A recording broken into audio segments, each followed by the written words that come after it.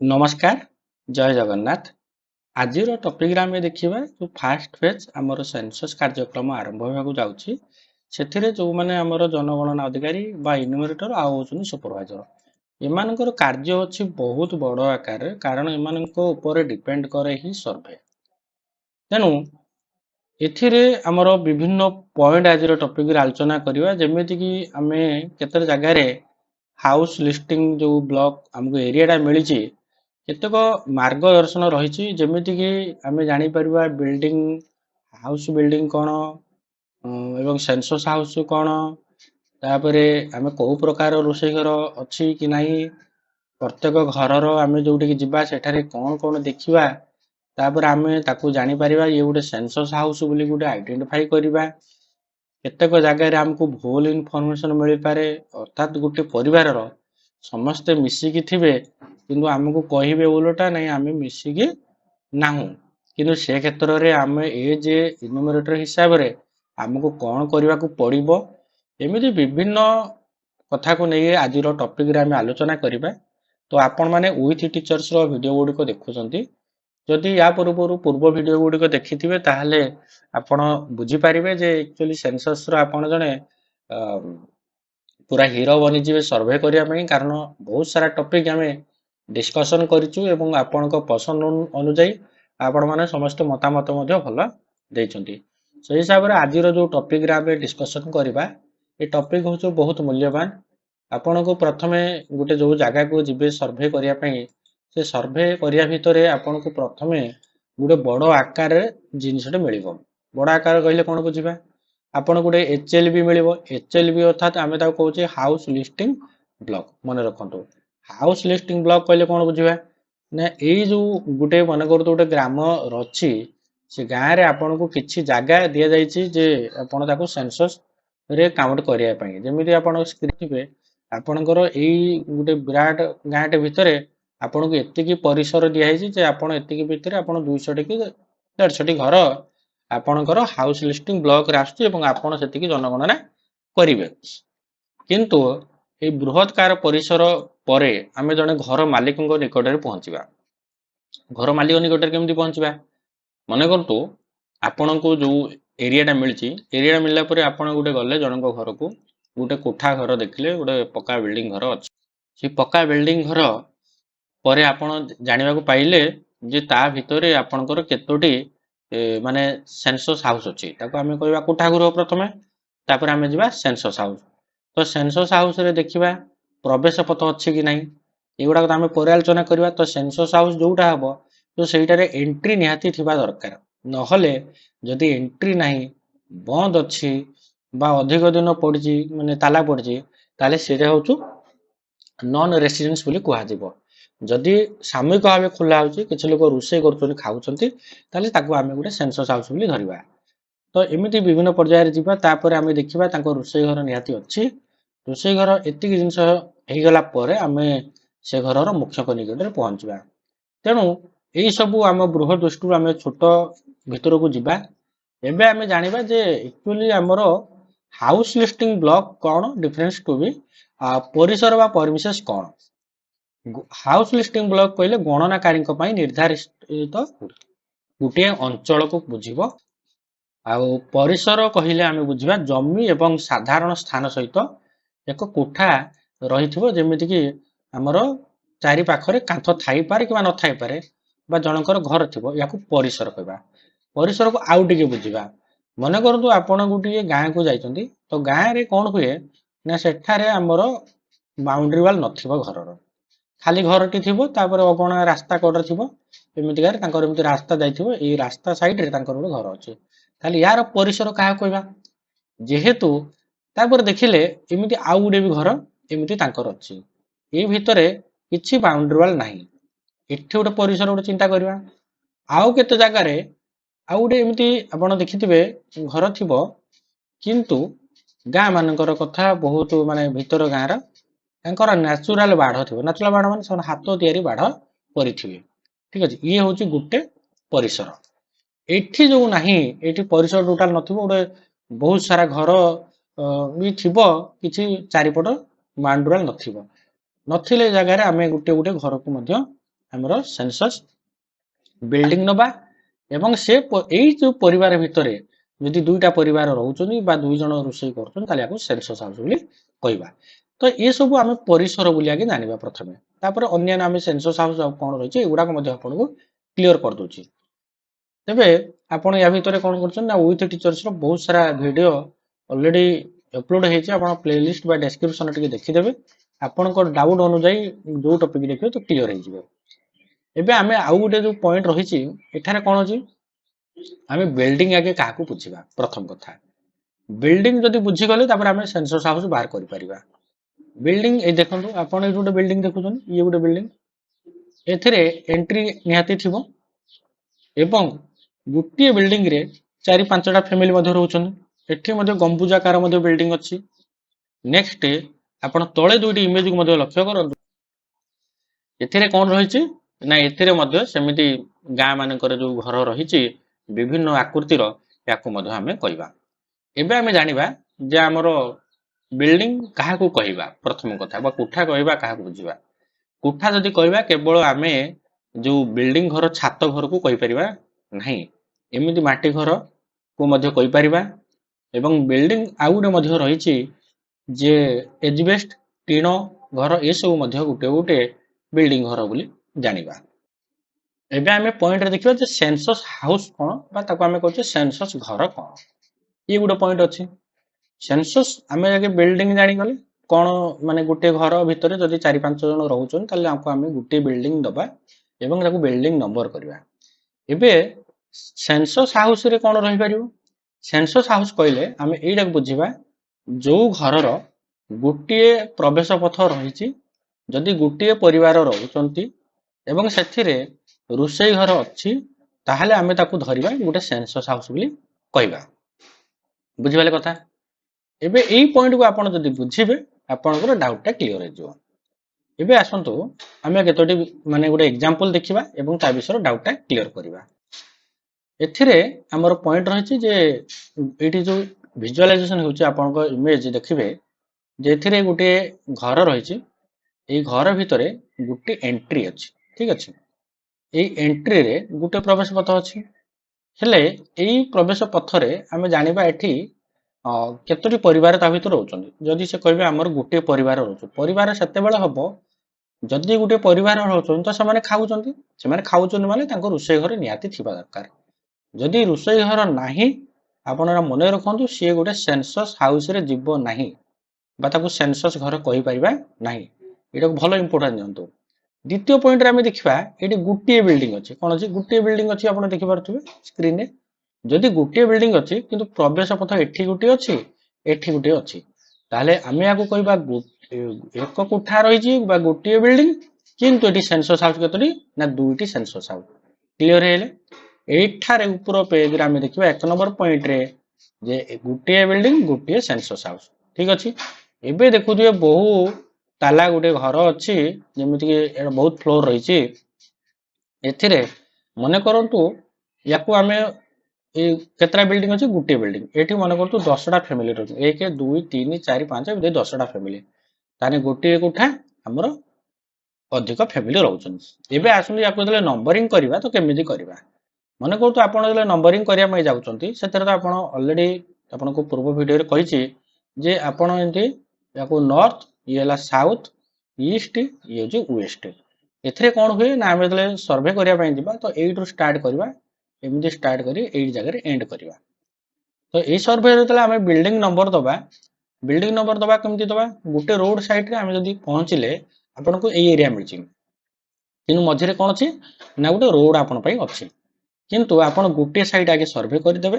तापरे एपट साइड को आस जदी आपन स्टार्ट करले आपन काउंटिंग एई जगह रे हमरो देखि पारथुबे जे एठी हम आपनकर कोन करि परिबे एई सब पॉइंट को आमे गुटे गुटे देखि दबा। एठी जो हमरो मने करतु ये बिल्डिंग नंबर आमे को 10 देले केते देले गुटे मने करतु गुटे 10 देले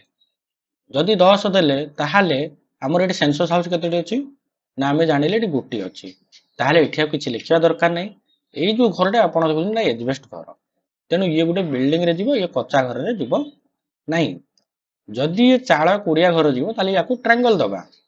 ठीक अछि। ଏବେ ଏଇଠିକି ଆସନ୍ତୁ ଏଇ ପଏଣ୍ଟରେ ଆମେ କ'ଣ ଅଛି ନା ଏଠି ଦୁଇଟା ଫ୍ୟାମିଲି ରହୁଛନ୍ତି କିନ୍ତୁ ଇଏ ହେଉଛି ବିଲ୍ଡିଂ ଘର ଇଏ ଯଦି ସିରିଏଲ ନମ୍ବର 10 ହେଲେ ତାହେଲେ ଇଏ ହେଉଛି ସିରିଏଲ ନମ୍ବର କେତେ 11 ହେଲେ କେତୋଟି ଫ୍ୟାମିଲି ରହୁଛନ୍ତି ନା ଦୁଇଟା ଫ୍ୟାମିଲି ରହୁଛନ୍ତି ତାହେଲେ ଆମେ ତାକୁ ବ୍ରାକେଟରେ ଲେଖିବା 2 ସେନ୍ସସ୍ ହାଉସ୍ 11 ହେଉଛି ବିଲ୍ଡିଂ ନମ୍ବର କ୍ଲିୟର ହେଇଗଲେ ଏଠି ତଳ ନମ୍ବରରୁ ଦେଖିବା ଇଏ ହେଉଛି 12 ନମ୍ବର ଆମର ବିଲ୍ଡିଂ ନମ୍ବର ସେନ୍ସସ୍ ହାଉସ୍ ଆମେ ଦେଖିଲେ ଏଠି 10ଟା ପରିବାର ରହୁଛନ୍ତି ଏବଂ 10 ଜଣଙ୍କର ମାନେ ଚୁଲିରେ ରୋଷେଇ ହେଉଛି ତାହେଲେ ଏଇ କ୍ଷେତ୍ରରେ ୟାକୁ ଏମିତି ଆମେ ଦବା ଡିଫରେଣ୍ଟ ସିଚୁଏସନ ମଧ୍ୟ ଆସିପାରେ ଯେମିତିକି ବହୁତ ଜଣଙ୍କ ଘର ଅଛି କିନ୍ତୁ ସେମାନେ କ'ଣ କରୁଛନ୍ତି ନା ତାଙ୍କର ବାହାରୁ ରୋଷେଇ କିଣିକି ଖାଉଛନ୍ତି ତାହେଲେ ସେ କ୍ଷେତ୍ରରେ ମଧ୍ୟ ଗୋଟେ ସେନ୍ସସ୍ ହାଉସ୍ କରିପାରିବା ଆହୁରି ମଧ୍ୟ ସେମାନେ ଗ୍ୟାସ୍ ବା ଇଣ୍ଡକ୍ସନ ଚୁଲାରେ ଯଦି ରୋଷେଇ କରୁଥିବେ କହିବେ ତାହେଲେ ସେ ଜାଗାରେ ସେନ୍ସସ୍ ହାଉସ୍ ମଧ୍ୟ କୁହାଯିବ ଖାଲି ନାହିଁ ଯେ ଆମେ କେତେଟା ଜିନିଷକୁ ଖାଲି ଚୁଲି ହିଁ ଥିଲେ ଯେ କମ୍ପଲସରି ତାକୁ ସେନ୍ସସ୍ ହାଉସ୍ କରିବେ ସେମିତି କିଛି ବି ନାହିଁ ଜଣେ କହିବେ ଯେ ମୁଁ ମୋର ବାରମ୍ବାର ଅଲ୍ ଟାଇମ୍ ଆମେ ଫ୍ୟାମିଲି ପରିବାର ରହୁଛୁ କିନ୍ତୁ ଆମେ ହୋଟେଲରୁ କିଣିକି ଖାଉଛୁ ଆମେ ବାହାରୁ ଖାଇବା ଆଣୁଛୁ ଆମେ ଖାଉଛୁ ତାହେଲେ ସେ କ୍ଷେତ୍ରରେ ଆମେ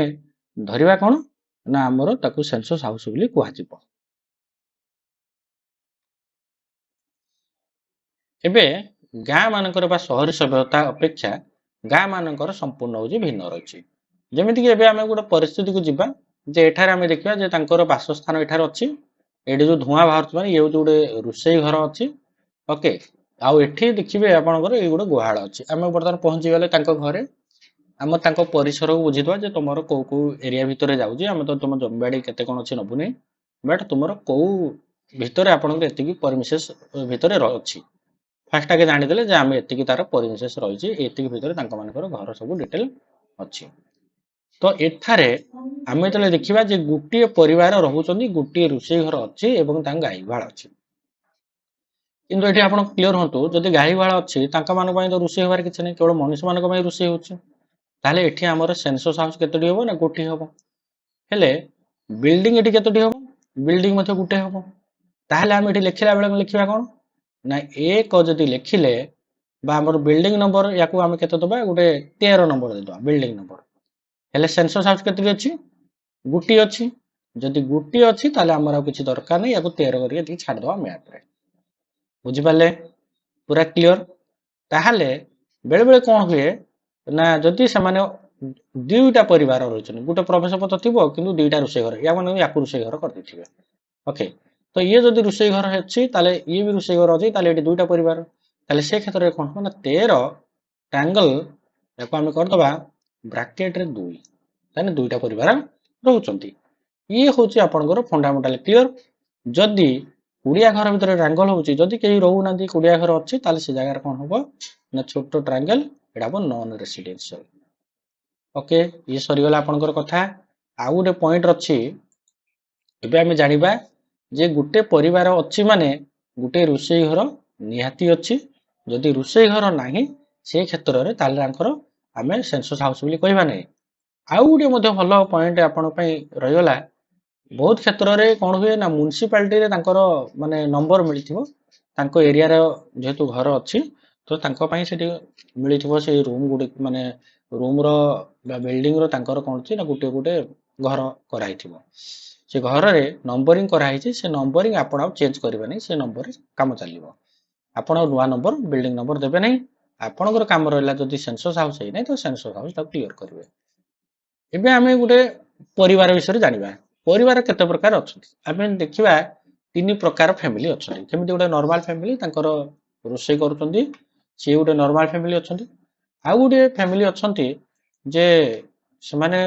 କ'ଣ କରନ୍ତି ନା ଗୋଟେ ଇନଷ୍ଟିଚ୍ୟୁଟରେ ରହୁଛନ୍ତି ସେଠି କାମ କରୁଛନ୍ତି ବା ମେସ୍ରୁ ଖାଇବା ମିଲ୍ ଆଣୁଛନ୍ତି ତାକୁ ହଷ୍ଟେଲ ବା ଆଶ୍ରମ ମଧ୍ୟ ରହିଛି ଆଉ କିଛି ଅଛନ୍ତି ହାଉସଲେସ୍ ଯେଉଁମାନଙ୍କର କିଛି ବି ତାଙ୍କର ରାସ୍ତା କଡ଼ର କୋଉଠୁ ବି ଆଣି ଖାଇ ଶୋଇପଡ଼ୁଛନ୍ତି ଏମିତି ବିଭିନ୍ନ ପ୍ରକାର ପରିବାର ଅଛି ହେଲେ ୟାକୁ ସେନ୍ସସ୍ ହାଉସ୍ ବିଲ୍ଡିଂ ୟାକୁ କେମିତି କ'ଣ କାଉଣ୍ଟ କରିବା ପଏଣ୍ଟକୁ ଦେଖିବା ବେଳେବେଳେ ହୁଏ କ'ଣ ନା ଆପଣ ଜାଣିଥିବେ ଭୁବନେଶ୍ୱର ହଉ ବା ବଡ଼ ବଡ଼ ସିଟି ମାନଙ୍କରେ ପେଇଂ ଗେଷ୍ଟ ବା ତାକୁ ପିଜି ବୋଲି କହୁଛନ୍ତି କିଛି ପିଲା ସେଠାରେ ରୁହନ୍ତି କିନ୍ତୁ ସେମାନେ ଅନ୍ୟ ଆଡ଼େ କାମ କରନ୍ତି ଏବଂ ସେମାନେ ଖାଆନ୍ତି କ'ଣ ନା ରୋଷେଇ ଘରୁ ଖାଉଛନ୍ତି ଖାଉନଥିବେ ଯେହେତୁ ସେମାନେ କ'ଣ ନା ନିଜେ ରୋଷେଇ କରୁଛନ୍ତି ନା ନିଜେ ରୋଷେଇ କରୁନାହାନ୍ତି ସେମାନେ ଅନ୍ୟ ଉପରେ ନିର୍ଭର କରୁଛନ୍ତି ତ ସେମାନଙ୍କୁ ଆମେ ଆନୁଷ୍ଠାନିକ ପରିବାର ବୋଲି କହିପାରିବା ଆଉ କ'ଣ ହୁଏ ଜଣେ ଜଣେ ପାଖକୁ ଆମେ ଯିବା ତାଙ୍କର ଚାକର ଜଣେ ଅଛନ୍ତି, କିନ୍ତୁ ଚାକର ଥିଲାବେଳେ ସେମାନେ କହିବେ ନାଇଁ ସିଏ ଗୋଟେ ପରିବାର, ସିଏ ଆମ ପରିବାରରେ ରହୁନାହିଁ। ଏମିତି କେସ୍ ବହୁତ ସାରା ଆସିବ ଆପଣଙ୍କ କ୍ଷେତ୍ରରେ। ଯେତେବେଳେ ଆସିବ ଆପଣ ତାକୁ ନଜର କରିବେ, ଯଦି ଆପଣଙ୍କ ଘରେ ଚାକର ରହୁଛନ୍ତି ସିଏ ଅଲଗା ରୋଷେଇ କରି ଖାଉଛନ୍ତି କି? ଯଦି ନା କହିଲେ ନିଜେ ରୋଷେଇ କରୁ ନା ନିଜେ ରୋଷେଇ କରୁନାହାନ୍ତି ସେ, ତାହେଲେ ସେ ଜାଗାର ଆମ କଣ ହବ ନା ତାଙ୍କର କେବେ ବି ସେମାନେ ଅଲଗା ସେନ୍ସସ୍ ହାଉସ୍ ହେଇପାରିବ ନାହିଁ। ଯଦି ସେ ରୋଷେଇ କରୁଛନ୍ତି ତାହେଲେ ସେ ଜାଗାର ଦୁଇଟା ପରିବାର ଅଲଗା ହବ। ମନେ କରନ୍ତୁ ଆପଣ ଏଇଠି ଗୋଟେ ଫ୍ୟାମିଲିକୁ ଗଲେ, ଏଇଠି ବିଲ୍ଡିଂ ଘର, ଇଏ ବିଲ୍ଡିଂ ର ନମ୍ବର ଆପଣ ଦେଲେ କେତେ ନା 14 ଦେଇଦେଲେ, ଠିକ ଅଛି। ତାଙ୍କ ଘରେ ଚାକର ଅଛନ୍ତି, ସେ କହିଲେ ନାଇଁ ଆମର ଯୋଉ ଚାକର ଅଛି ସେ ଅଲଗା ରୋଷେଇ କରି ଖାଉଛି, ତା ପାଇଁ ରୋଷେଇ ରୁମ ଅଲଗା, ଆଉ ମୁଁ ଆମ ଫ୍ୟାମିଲି ରୋଷେଇ କରୁଛୁ ଆମର ଅଲଗା। ତାହେଲେ ସେ ଜାଗାରେ ଆପଣ ବିଲ୍ଡିଂ ନମ୍ବର 14 ଦେଇକି ଆପଣ 2 ଦେଇଦେବେ ବ୍ରାକେଟ ଭିତରେ। ଯଦି ମନେ କରନ୍ତୁ ତାଙ୍କର ଚାକର ଯିଏ ଅଛନ୍ତି ସେ ଅଲଗା ରୋଷେଇ କରୁନାହାନ୍ତି, ତାହେଲେ ସେ କ୍ଷେତ୍ରରେ ମାଲିକ ପରିବାରରେ ମିଶିକି ଖାଉଛନ୍ତି, ତାହେଲେ ଆଉ ଏଠି କିଛି ଦରକାର ନାହିଁ, ଇଏ ଖାଲି 14 ଲେଖିବେ। କ୍ଲିୟର ହେଲେ ଟପିକରେ। ନେକ୍ସଟ ଆମେ ଏବେ ଯିବା ଘରର ମାଲିକକୁ କେମିତି ଚଏସ୍ କରିବା। କିଏ ଘରର ମାଲିକ? ଯିଏ ଅଧିକ ଟଙ୍କା ଦଉଛି ମାଲିକ, ନା ଯିଏ ଯାହାର ବୟସ ଅଧିକ ସିଏ ହଉଛନ୍ତି ମାଲିକ? ଏ କ୍ଷେତ୍ରରେ ବହୁତ ସାରା କନଫ୍ୟୁଜ ଆସିବ। ଆପଣ ଆଗେ ପଚାରିବେ ତୁମ ଘରର ନିଷ୍ପତ୍ତି କିଏ ନଉଛନ୍ତି? ଯିଏ ନଉଥିବେ ସିଏ ମହିଳା ହେଇପାରନ୍ତି, ପୁରୁଷ ହେଇପାରନ୍ତି, ତାଙ୍କୁ ହିଁ ଆପଣ ମାଲିକ କରିବେ ଏବଂ ଆପଣଙ୍କ ଖାତାରେ ଯୋଉ 34 ନମ୍ବର ସିରିଏଲ ଅଛି ସେ 34 ନମ୍ବର ସିରିଏଲରେ ଲେଖିବେ। ଆମମାନଙ୍କ ମନର ଧାରଣା କଣ? ଯିଏ ମାଲିକ ସେ ସବୁଠାରୁ ଅଧିକ ବୟସ ହେଇଥିବେ, ଠିକ କଥା, ତାଙ୍କ ପରିବାର ଭିତରେ ତାଙ୍କୁ ସମ୍ମାନ ଦିଆଯାଏ ଯେହେତୁ ବୟସ୍କ ବ୍ୟକ୍ତି। କିନ୍ତୁ ଆମେ ଯେତେବେଳେ ଅଫିସରେ କାଗଜ ପତ୍ର କରିବା, ଯାହାକୁ ଆମେ ପଚାରିବା ଯିଏ ଡିଟେଲ ସବୁ ଦେଇପାରିବେ ଠିକ ଭାବେ, ତାଙ୍କୁ ଆମେ ମାଲିକ ବୋଲି କହିବା। ଏବଂ ସେ ପୁରୁଷ ହେବା ଜରୁରୀ ନୁହେଁ, ମହିଳା ବି ହେଲେ ହବ, ଆଉ ଅଧିକ ଟଙ୍କା ରୋଜଗାର କରୁଥିଲେ ସେମିତି କିଛି ନିୟମ ନାହିଁ। ଏବେ ଆଉ ଗୋଟେ ଭଲ ପଏଣ୍ଟ ଅଛି ଯେ ଆମେ ଗଣନା କରିବା, ଗଣନା କରିବା ସମୟରେ ଆମେ କାହାକୁ ବାଦ ଦବା ଆଉ କାହାକୁ ଆଡ କରିବା। ବେଳେ ବେଳେ ଆମେ ଗଣନା କରିବାକୁ ଗଲା ଭିତରେ ଗାଁ ମାନଙ୍କରେ କଣ ହୁଏ ନା କିଛି କିଛି ମାନେ ତାଙ୍କ ଘରକୁ ଗେଷ୍ଟ ଆସିଥିବେ, ମଉସା କି ପିଉସା, ସିଏ ଟିକେ ସ୍ମାର୍ଟ ଥିବେ, ସିଏ କହୁଥିବେ, ତାଙ୍କ କଥାକୁ ଆପଣ ଧରିବେ ନାହିଁ। ଏବଂ ଯିଏ କୂଟନୈତିକ ଯୋଉମାନେ ମାନେ ପ୍ରାପ୍ତ ବିଦେଶୀ ନାଗରିକ ସେମାନେ ମଧ୍ୟ ଅଛନ୍ତି ତାଙ୍କ ପରିବାର, ତାଙ୍କ ମାନଙ୍କୁ କରାଯିବ ନାହିଁ। ବା ପ୍ରତିକ୍ରିୟା ବିଭାଗର ଅଧୀନରେ ଥିବା ନିଷିଦ୍ଧ ଅଞ୍ଚଳ, ଯୋଉ ଯୋଉ ଏରିଆ ଗୁଡା ଡିଫେନ୍ସ ଏରିଆ ଅଛି, ତ ସେ ଜାଗାରେ ଆପଣଙ୍କର ସର୍ଭେ କରାଯିବ ନାହିଁ, ବା ବିଦେଶୀ ଲୋକମାନଙ୍କୁ ସର୍ଭେ କରିବେ ନାହିଁ, ବା ତାଙ୍କ ଘର ଭିତରେ ସେ ଅସ୍ଥାୟୀ ଅଛନ୍ତି ତ ତାଙ୍କୁ ଆଣିବେ ନାହିଁ। କାହାକୁ ଆଣିବେ ନା ଯଦି ସେ ସାଧାରଣ ସେଠାରେ ରହୁଥିବେ କିନ୍ତୁ ସାମୟିକ ଭାବେ ଯଦି ନାହାନ୍ତି ତାହେଲେ ତାକୁ ଗଣାଯିବ। ମନେ କରୁଛୁ ସେ କୁଆଡେ ଗୋଟେ ଯାଇଛନ୍ତି ବା ବିଦେଶରେ ରହିକି କାମ କରୁଛନ୍ତି କି 6 ମାସ ଯାଉଛନ୍ତି ବାହାରକୁ, ସେ ଜାଗାରେ ତାଙ୍କର ନିଜ ଅରିଜିନାଲ ଘରକୁ ହିସାବ କରାଯିବ, ଯୋଉଠି ମାନେ ଆପଣ ତାଙ୍କୁ ପଚାରିବେ ବର୍ଷ ଭିତରେ ଯୋଉଠାରେ ଅଧିକ ରହୁଛନ୍ତି ତ ସେଇଟାକୁ ହିଁ କାଉଣ୍ଟ କରାଯିବ। ତାହେଲେ ସେ ଯୋଉଠି ରହୁଥିବେ ତାଙ୍କୁ ଧରିବେ। ତାପରେ ସେ ପରିବାର ଭିତରେ ସଦସ୍ୟ ହେଇଥିବା ଦରକାର ଏବଂ ତାଙ୍କ ମାନଙ୍କର ସେ ଲିଷ୍ଟ ଆଣିବେ। ନେକ୍ସଟ ପଏଣ୍ଟକୁ ଆମେ ଯିବା। ଆମେ ଗୃହ ପ୍ରଦାନ ଯେତେବେଳେ ନମ୍ବର ପ୍ରଦାନ କରିବା, ନମ୍ବରଟି ଯେତେବେଳେ ପ୍ରଦାନ କରିବା ଆପଣ ମାନେ ଅଲରେଡି ଜାଣିଥିବେ, ମନେ କରନ୍ତୁ ଗୋଟେ ରୋଡ ସାଇଡ୍ ଅଛି, ତ ରୋଡ ସାଇଡରେ ଆମେ ଗୋଟେ ସାଇଡରେ ଆଗେ ସର୍ଭେ କରିବା, ତାପରେ ନେକ୍ସଟ ଆଉ ଗୋଟେ ସାଇଡକୁ ଆସିବା, ଗୋଟେ ସାଇଡ କମ୍ପ୍ଲିଟ ହେଇସାରିଲା ପରେ କ୍ଲିୟର ହବ। ନେକ୍ସଟ ମ୍ୟାପିଂ ଯେତେବେଳେ କରିବା, ସେଇ ସବୁ ଦିଗକୁ କହିଲି, ତ ଦିଗ ବିଷୟରେ ପୂର୍ବରୁ କହିଲି। ତାପରେ ଆମର କଣ ଅଛି,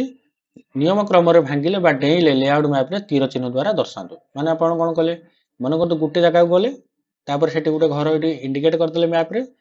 ନେକ୍ସଟ ଜାଗାକୁ ଯିବେ ଆପଣ ଇଣ୍ଡିକେଟ କରିବେ, ଯେମିତି ଇଣ୍ଡିକେଟ ଏଇ ଯୋଉ ତୀର ଚିହ୍ନ ଦେଇଥିବେ ଆପଣ ସର୍ଭେ କଲାବେଳେ ସେମିତି ହିଁ ସର୍ଭେ କରି କରି କଣ୍ଟିନ୍ୟୁ ଚାଲିବେ। ଠିକ ଅଛି, ଏହାକୁ ମଧ୍ୟ ନଜର କରିବେ। ଏବେ ଆସନ୍ତୁ ଆପଣ ଯେତେବେଳେ ନମ୍ବର ଲେଖିବେ ସଠିକ ପ୍ରଣାଳୀ କେମିତି ଲେଖିବେ, ଗୋଟେ ଘରର ନମ୍ବରଟି କେମିତି ଲେଖିବେ, ଇଏ ହେଲା ଗୋଟେ ମୁଖ୍ୟ କଥା। ଆପଣ ଲୋକଙ୍କ ଘରକୁ ଗଲେ ତାଙ୍କର ମୁଖ୍ୟ ପ୍ରବେଶ ପଥ ଥିବ, ଘର ଦ୍ୱାର ଥିବ, ଘର ଦ୍ୱାର ଭିତରକୁ ଯାଆନ୍ତୁ ଏବଂ ସେଠାରେ ଆପଣ ତାଙ୍କୁ ପରିବାରକୁ ପଚାରନ୍ତୁ କେତେ ଜଣ କଣ ରହୁଛନ୍ତି। ଏ ଯେ ଆପଣ ଗୋଟେ ମାନୁଆଲି କାଗଜ ପତ୍ର ହିସାବରେ ଯଦି କରିବାର ଅଛି କରନ୍ତୁ। ତାପରେ ଆପଣ କଣ କରିବେ ନା ସିଏନ୍ ଲେଖିବେ, ଘର ଦ୍ୱାର ଆଗରେ ସିଏନ୍, ଏବଂ ତାଙ୍କୁ ଗୋଟେ ନମ୍ବର ଦେବେ, ସେ ଭିତରେ ସେନ୍ସସ୍ ଘର ସଂଖ୍ୟା କେତେ ଅଛି, ସେନ୍ସସ୍ ଘର ସଂଖ୍ୟା କେତେ ଅଛି ଆପଣ ଲେଖିବେ। ମନେ କରନ୍ତୁ ଆପଣ ଯେହେତୁ ବିଲ୍ଡିଂ ନମ୍ବର ତ ଦବାର ଅଛି, ପ୍ରଥମ କଥା ଯେହେତୁ ସେନ୍ସସ୍ ଘର ସଂଖ୍ୟା ଯେତିକି ବି ଥିବ ଆପଣ ତାକୁ ନଜର କରିବେ ଏବଂ ସେଇ ତାଙ୍କର ଯୋଉ କାନ୍ଥର ସେଇ ଆଗରେ ଦ୍ୱାର ଆଗରେ ଲେଖିବେ। ବେଳେ ବେଳେ କେସରେ କଣ ହୁଏ, ଆମେ ଏଟାକୁ 10 ନମ୍ବର ଦେଇଛେ ଆଉ ଗୋଟେ ଘରକୁ 11 ନମ୍ବର ଦେଇଦେଇଛେ, କିନ୍ତୁ ଗୋଟେ ଦେଖିଲେ ନୂଆ ଘରଟେ ତା ଭିତରେ ଅଛି, ଏଇ ଜାଗାରେ ଗୋଟେ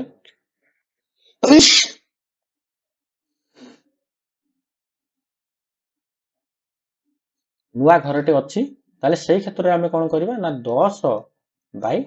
ताको आमे करबा 1 करबा ठीक अछि 10 बाय 1 सेमिका जदि आसे ताले एही क्षेत्र रे आपण ताको परिवर्तन करिवे द्वितीय रे रहिला एठी कोन ना गणनकारी को क्षेत्र बा एक्चुअल फील्ड चार्ट आपण केमिति निजे प्रस्तुत करिवे ये गुड कथा एथिरे हमर कोन होला ना गोटे हाउस लिस्टिंग ब्लॉक एचएलबी निर्धारित सीमा रेखा अछि एवं हमको मैप मितो सेही मैप रे आपण कंटिन्यू करिवे उठा बिल्डिंग चारि कांथ एवं छात सह तांकर चारिटा कांथ निहाती थिबा दरकार ताकू बिल्डिंग घर बोली कहबा एवं गणनाकारी द्वारा आइथवा मैनुअल नंबर सेंसस हाउस का कहया ना स्वतंत्र मुख्य प्रवेश पथ थिबो ए स्वतंत्र मुख्य प्रवेश पथ रे आमे कोन करबा सेही नंबर रे मुख्य प्रवेश पथ रे आमे यांकर देखिदो जे दुईटा परिवार रहउछन तो ब्रैकेट रे 2 लिखि परिबा द्वितीय अछि तांको रोषेई घर तो निहाती दरकार माने निहाती थिबा दरकार एवं परिवार सदस्य तालिका को निहाती ताको आपण नोट करिवे तो ये टॉपिक रे आज एतिकी अछि पुणी थरे नुवा टॉपिक नि आसीबी तो से पर्यंत रहली आपन धन्यवाद।